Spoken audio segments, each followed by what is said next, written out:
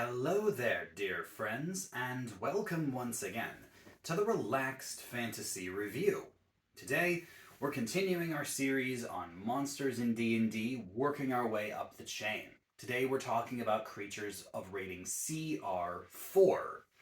CR-4 monsters would normally be faced by a party that is level 4, but these ones aren't enemies. These are ones that could potentially be allies or NPCs or, different methods of attaining friends in D&D. Some of them are beasts, so you could have them as pets. Some of them are constructs, so you could potentially purchase them. Or some of them are living beings that you could bargain with or work together on certain missions with. Getting allies in D&D is not that difficult, especially if you've got yourself a high charisma character. Warlock, sorcerer, paladin all have great charisma. Of course, there's the bard, who's wonderful at persuading people. But there's a lot of ways to gather friends, whether it's through charmed magic, or through high skills, or just through shared goals. These are the top 5 CR4 creatures I recommend for players. But before I start, I'd like to let you know that Relaxed Fantasy Review has memberships for just $1 a month. You can join my channel. You get a little badge in your next to your name in the comments, and you earn my undying gratitude. Just click the join button below the video, and let's start going through these monsters together, shall we? First of all, and this one is a classic pick from the Monster Manual, the elephant.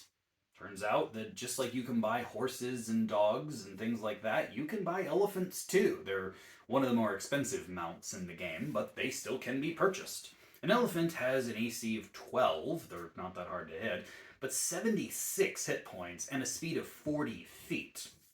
They've got a charge ability where if they run at a creature and hit them with an attack, they can knock them prone against a saving throw. They have a gore attack, which has a +8 to hit and does 3d8 plus 6 damage.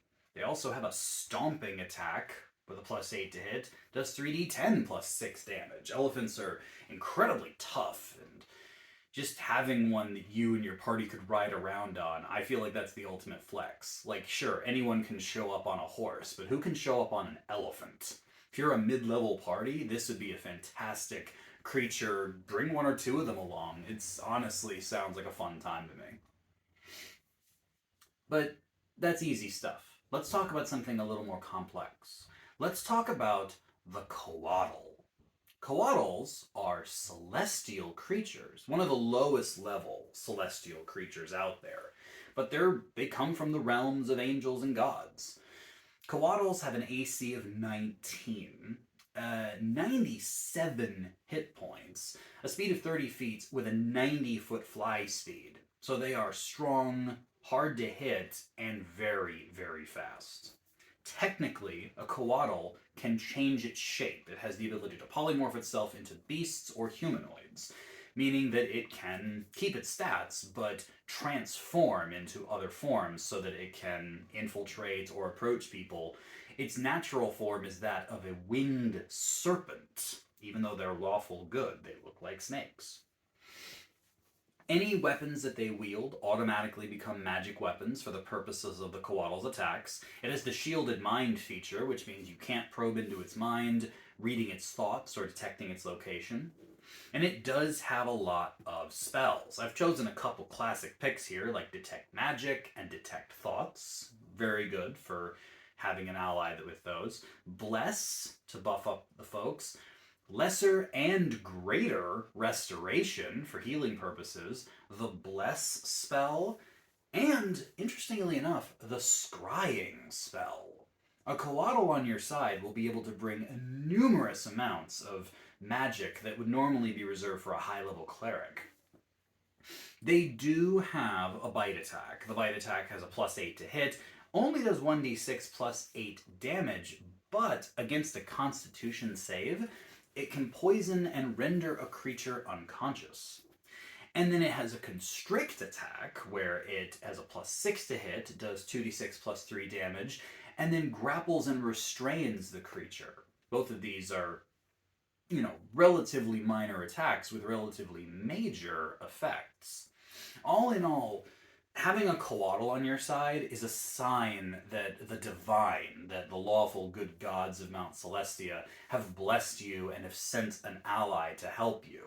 Of course, not all lawful good characters get these, but I certainly think that if you're on a quest that's been appointed by the gods and you're in the mid game, the mid tier, I think that it's reasonable to ask your DM. Maybe as a level 10 cleric could ask for a friend coatl as a divine intervention, perhaps.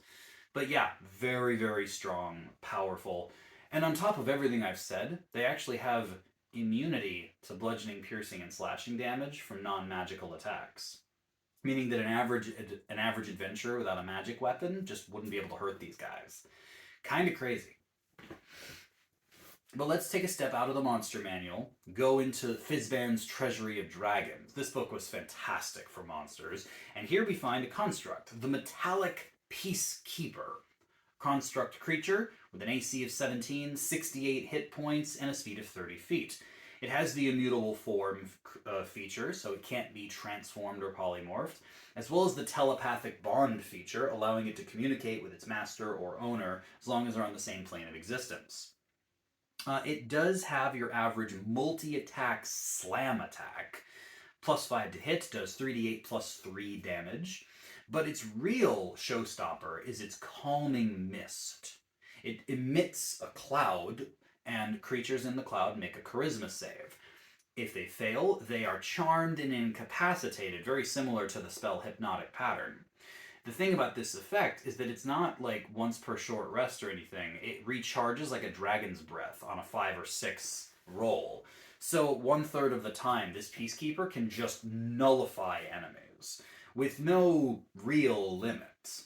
It's a really powerful construct to have with you, and if you can afford to get yourself one of these, I highly recommend researching where you could find one. Very, very handy. Now, from one of the newer books, Bigby's Glory of the Giants, I bring you the Furbolg Primeval Warden. A lot of the newer books have been taking player races and turning them into NPCs for use in-game, and this is no different. This is a Furbolg, one of the half-fae, half-giant people. He has an AC of 16, 65 hit points, and a speed of 30 feet. Carries a spear that has a multi-attack, plus 5 to hit, 1d6 plus 2d8 plus 3 damage, as well as a Lance of Fire magic, I suppose, plus 5 to hit, 2d10 plus 3 damage. They can, as a bonus action, use their Hidden Step feature, allowing them to turn invisible and get away from enemies. I think they can do it twice per long rest.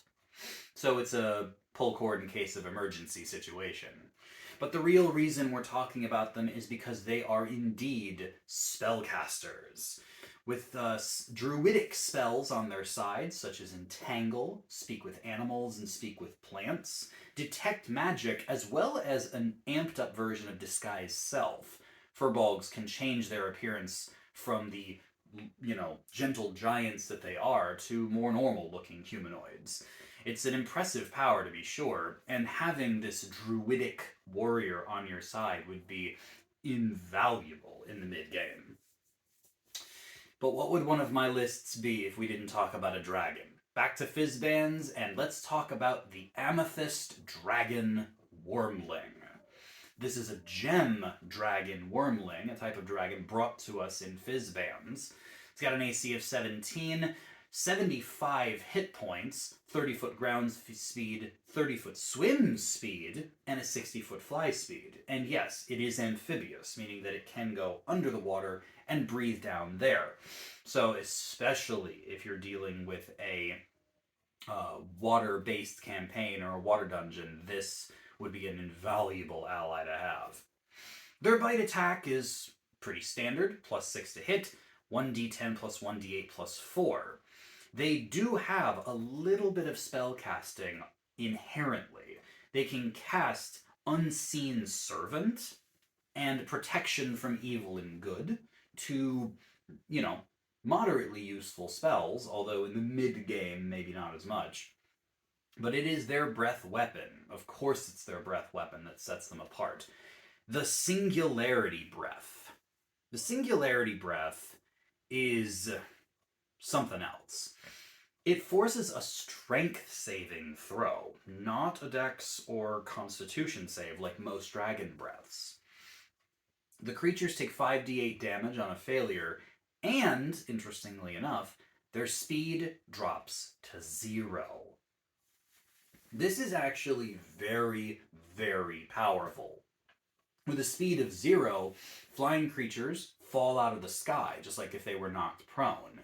If their speed is 0, creatures that are prone can't get up. It takes half your speed to do so. If your speed is 0, you can't run, you can't charge, you can't do anything. There's a lot of abilities like jumping that requires you to use part of your speed to do it, but if your speed's 0, you can't do any of it. You're stuck. You are locked in place. Having a dragon friend, because amethyst dragons, gem dragons in general, are neutral creatures.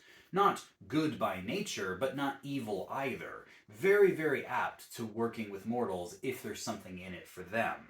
And having a friend, or at least an ally, with a breath that does damage and locks your enemies in place, against a strength save of all things, very powerful.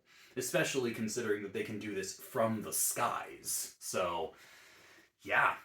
CR-4 is an interesting level. You've got elephants to ride, angelic snakes to protect you. You've got metallic peacekeepers to incapacitate your foes.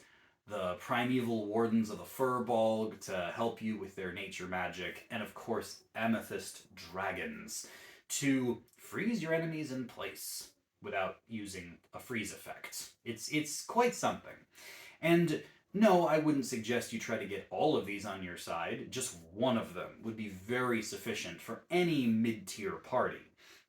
So talk to your DM about whether or not you can pursue allies like this to help you out in your next quest. This has been the Relaxed Fantasy Review. If you enjoyed the video, please like and subscribe down below. Have a look for the join button down there, and keep your eyes peeled for more videos coming down the line soon. Have a good one, my friends.